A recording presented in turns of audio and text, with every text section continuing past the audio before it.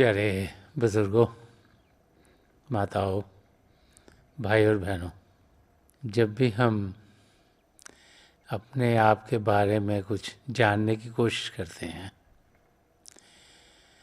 तो हमारे कदम हमें महापुरुषों के वचनों की ओर लेके जाते हैं। महापुरुष जब भी इस धरती पर आए तो बार बार हमें समझाते चले आए कि ज़िंदगी का मकसद क्या है और उस मकसद को हम पूरा कैसे कर पाएं। उनकी ज़िंदगी प्रेम से भरपूर थी। वो चाहते थे हम प्रभु के प्रेम का अनुभव करें और उस प्रेम को औरों में भी बांटते चले जाएं। महापुरुष जब भी इस धरती पर आए हैं उन्होंने यही समझाया है कि हम सब एक दूसरे से मिलजुल के रहें।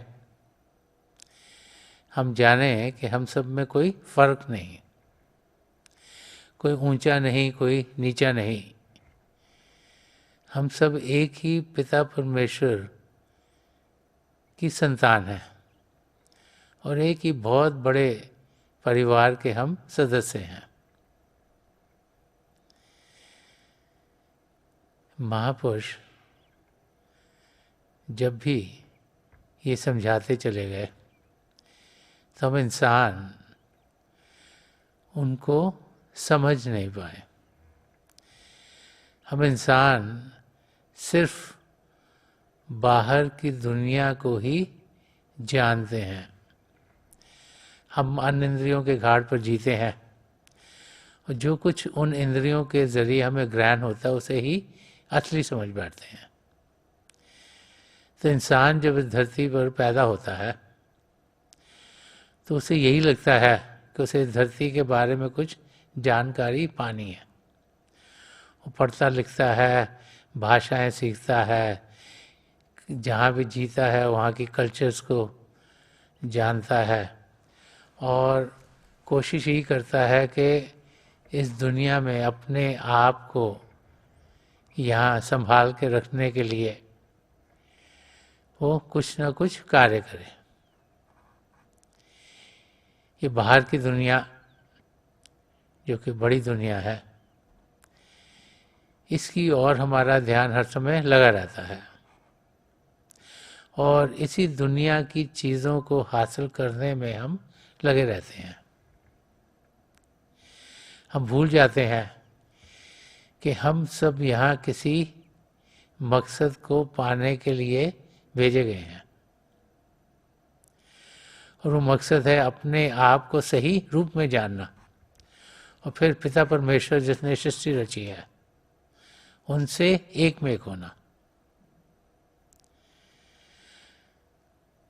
महापुरुष समझाते चले आए हैं कि हमारा असली रूप शारीरिक नहीं आत्मिक है। उस आत्मा की हम जानकारी पा सकते हैं, उसे जान सकते हैं, उसे पहचान सकते हैं और फिर उस आत्मा को हम उड़ान दे सकते हैं। वो उड़ान जो इस शरीर के ऊपर ले जाती है, वो उड़ान जो इस धरती के ऊपर ले जाए, वो उड़ान जो बाहर की दुनिया से हमें रूहानी दुनिया में ले जाए, चेतन दुनिया में ले जाए, स्पिरिचुअल वर्ल्ड्स में ले जाए।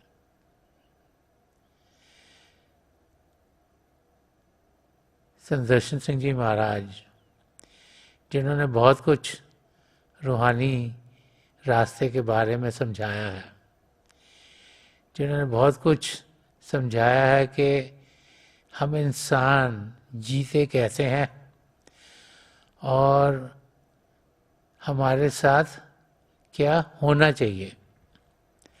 वो एक जगह फरमाते हैं कि बुसते कायनात की सैर का मासल तो है, तेरे ही दर पे आएगा कल ये थका हुआ बशर। तो संत दर्शन सिंह जी महाराज फरमा रहे हैं कि ये जो कायनात है ये बहुत बड़ी है, ये जो फिजिकल वर्ल्ड है, जो दुनिया है, ये बहुत बड़ी है और इसमें हम इंसान कभी इसकी चीज़ की जानकारी पाने के लिए बढ़ते हैं, कभी उसकी जानकारी पाने के लिए बढ़ते हैं, कभी उसकी जानकारी पाने के लिए बढ़ते हैं।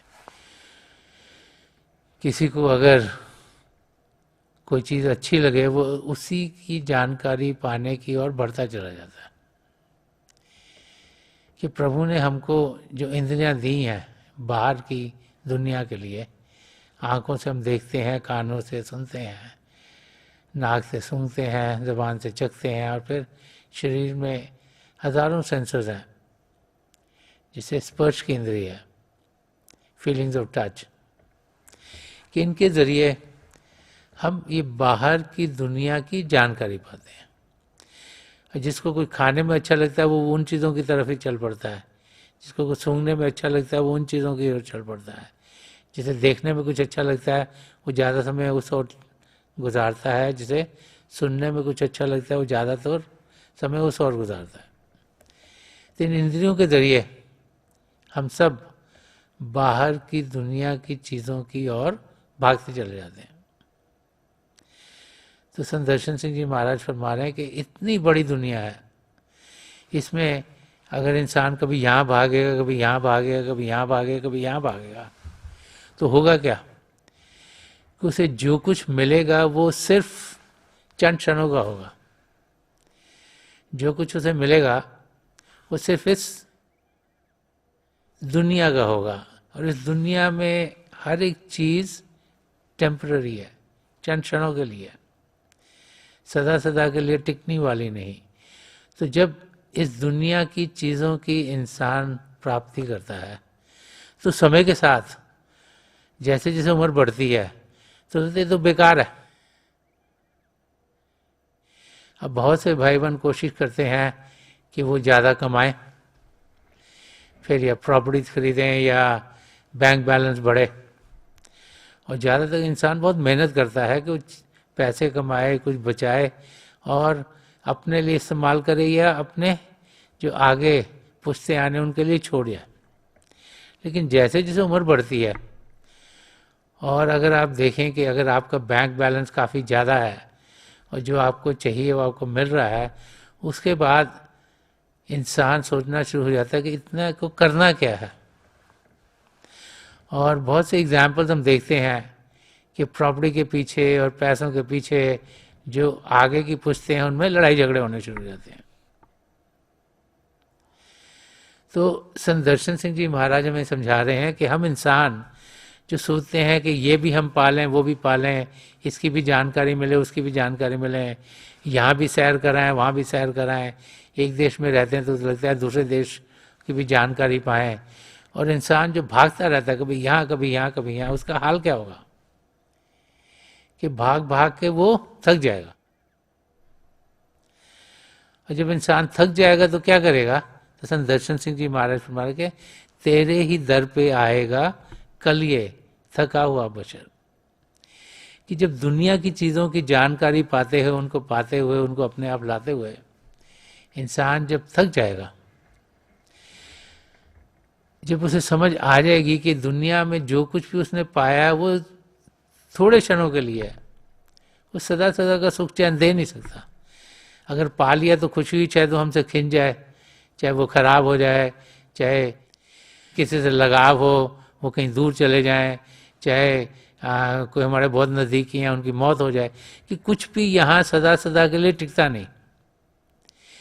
तो फिर इंसान चाहता है कि उसे वो मिले जो सदा सदा का सुख चैन देगा। तो क्या करेगा वो? फिर प्रभु की ओर बढ़ेगा, क्योंकि पिता परमेश्वर हैं जो सदा सदा के लिए रहते हैं, प्रभु हैं जो सृष्टि के शुरुआत में थे, आज भी हैं, सृष्टि के आखिर तक रहेंगे। उन्होंने सृष्टि रची है। तो महापुरुष समझाते हैं कि हम लगाव उनसे करें, उनको पाएं, उनको जाने, उनको पहचाने, उनकी नजदीकी पाएं। अब प्रभु को पाने से पहले ये तो जानना कि हम हैं कौन। अगर अपने आप को शरीर ही समझते रहे, या दिमाग ही समझते रहे, या मन ही समझते रहे, या इंटेलिजेंस ही समझते रहे, तो फिर हम बाहर की चीज़ों में ही रह जाएंगे।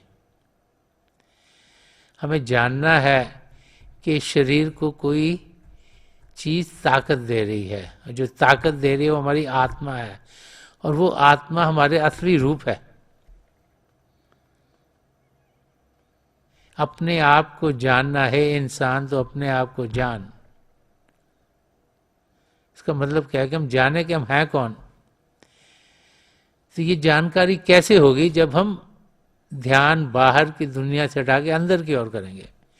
अभी तो हम आंखों से देखते हैं, कानों सुनते हैं, बाकी इंद्रियों के घाट पर जीते हैं, तो एक चीज़ बाहर की हमें दिखाई देती है, उसी का अनुभव करते हैं। तो जब ध्यान वहाँ से हटाएंगे, अंदर की ओर करेंगे, तो हम देखेंगे कि एक नई दुनिया हमारे लिए खुल जाएगी। वो दुनिया जो प्रेम से भरपूर है, वो दुनिया जो चेतन ही चेतन है, वो दुनिया जहाँ खुशियाँ ही खुशियाँ हैं, वो दुनिया जहाँ आनंद ही आनंद है। उस दुनिया में हम सब जा सकते हैं। बार बार बार महापुरुष समझाते चले आए हैं कि प्रभु ने हमें ये मानव चूल्हा दिया इसीलिए है ताकि हम अपने आप को जान पाएं और पिता परमेश्वर से एक में हो पाएं। तो हमें उस दुनिया में जाना है। उस दुनिया में जाने के लिए हम अभ्यास करते हैं। उसे भजन सिमरन कहें, उसे मेडिटेशन कहें, उसे इन्वर्जन कहें, तो किसी भी नाम से पुकारें, कि हम शरीर को शांत करते हैं, मन को शांत करते हैं, अपना ध्यान बाहर की दुनिया से हटाते हैं और अंदर की दुनिया में करते हैं। अब जब ध्यान टिकाने के लिए हम बैठते हैं तो हमें कैसे बैठना चाहिए? ये एक वाक्य है जो दर्शाता है कि इंसान को भजन अभ्यास कैसे करना चाहिए। तो एक संत महापुरुष थे, उनके कई शिष्य थे जो अलग अलग जगह में रहते थे। तो ये संत महापुरुष एक पहाड़ के ऊपर एक कुटिया में रहा करते थे। तो कोई शिष्य इधर रहता था एक गांव में, कोई दूसरे गांव में, तीसरे गांव में। एक उनका शिष्य था जिसने सोचा कि अगर प्रभु को पाना है तो मैं सबसे अलग जाके रहूं, सारा ध्यान प्रभु की ओर करूं, क्योंकि अगर मैं घर वालों के साथ रहता हूं, कुछ रहता हूं, मुझे डिस्ट्रैक्शन होती है, तो मुझे कभी इस चीज़ में समय लगाना पड़ता है, कभी उस चीज़ में लगाना पड़ता है। तो वो ना पहाड़ के नीचे एक जंगल था, उस जंगल के बीच में जाके उसने रहना शुरू कर दिया और वहाँ पे बैठ के वो भजन अभ्यास करना शुरू हो गया। कुछ दिन करता रहा भजन अभ्यास। एक दिन उसे ख्याल आया कि मैं तो बड़ा बाकायदे से भजन अभ्यास कर रहा हूँ, लेकिन मेरी तरक्की इतनी नहीं हो रही जितनी मैं सोचता होनी चाहिए। तो जैसे उसे ख्याल आया, संत महापुरुष जो के पहाड़ के ऊपर थे, उन्होंने अनुभव किया कि मेरे शिष्य को ये ख्याल आया है। तो वहाँ से वो उठे, चले और शिष्य के पास पहुँच गए। जब नीचे शिष्य के पास पहुँचे उस जंगल में, तो शिष्य उनको देख के हैरान हो गया। तो संत जी ने कहा कि तुमने सोचा कि तुम भजन अभ्यास कर रहे हो और बड़ा जोर शोर से कर रहे हो, और तुम्हारे को लग रहा है कि मुझे वो अनुभव नहीं हो रहे जो होने चाहिए। तो ये सुन के शिष्य बड़ा हैरान हुआ कि उसके गुरु जी को कैसे मालूम हुआ। लेकिन उसने कहा मैं तो यही सोच रहा था। तो उन्होंने उनसे कहा कि तुम पहले क्या करते थे? तो उन्होंने कहा मैं म्यूजिशियन था। तो उनका क्या कौन सा इंस्ट्रूमेंट चलाते? तो उनका मैं सितार बजाता था। तो उनका तुम्हें मालूम है कि जो सितार में जो तारें लगी होती हैं, अगर वो बहुत जोर से खिंची हुई हो तो सितार को बजाना कैसा लगता है तुमको? तो उन्होंने कहा जब बहुत ज़्यादा खिंची हो तो बजाना बहुत मुश्किल होता है उसको, और उसकी आवाज़ भी कुछ ठीक से नहीं निकलती। तो संत जी ने कहा कि अगर वो तारें ढीली हों तो उसको तुम बजाओ, सितार को तो कैसे लगता है? तो उसने कहा जब ढीली हो तो बिल्कुल ही खराब होती है, उसकी आवाज़ आती नहीं ठीक से। तो संत जी ने कहा कि जब तार ऐसी हो कि जहाँ बहुत खिंची हो ना बहुत ढीली हो, तब कैसे लगता है सितार बजाना? तो उनका वही मौका होता है जबकि सितार सबसे आसानी से बजती है और उसकी आवाज़ सबसे बेहतर होती है। तो संत जी ने उसे समझाया कि यही चीज़ भजन अभ्यास के साथ है। अगर तुम सोचो कि मैंने आंखें बंद कर ली, यूँ जोर से करके आंखें बंद कर ली कि मैं बड़ा जोर लगा रहा हूँ देखने के लिए, तो तुम्हारा काम नहीं बनेगा। और अगर तुम सोचो कि हाँ मैं बैठा हूँ, कभी बैठूंगा कभी नहीं बैठूंगा, तो तुम सोचो तुम्हारा अभ्यास बढ़ेगा, ऐसे भी नहीं होगा। तुम्हें रोज बाकायदगी से बैठना, लेकिन जब आंखें बंद करनी है तो आराम से करनी है। यहाँ कोई तनाव नहीं होना चाहिए, आंखों के डेले सीधे सामने होने चाहिए, और ऐसे नहीं करना चाहिए यूं करके देख रहे हो। आराम से बैठना चाहिए, ये सोचना चाहिए अब मैं फटाफट देख लूँ, या इंसान सोचे कि मुझे ये दिख जाए, मुझे ये दिख जाए, मुझे ये दिख जाए। ऐसे नहीं करना चाहिए, क्योंकि ऐसे करेंगे तो वो अभ्यास हमें होगा नहीं। हमें शांति पूर्वक आराम से बैठना है और प्रभु से ये प्रार्थना करके बैठना कि हे पिता परमेश्वर, जो आप चाहें वो अनुभव मुझे दीजिए, क्योंकि आपको मालूम है कि मेरे लिए बेहतर क्या है। हम उनकी याद में, उनकी प्यार में आराम से बैठें, मन को शांत करने के लिए सिमरन करें, और सिमरन की प्रैक्टिस दिन भर करें।